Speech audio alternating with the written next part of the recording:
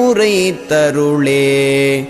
பெண்ணாயானுருவாயனைப் பெற்ற பெருந்தகையே, அண்ணாயன் அரசே திரு அம்பலத்தாடுகின்றோய், எண்ணானாயடியேன் களித்திட்ட உணவையெல்லாம் உண்ணாதுண்டவனே எனக்குண்மை உரைத்தருளே.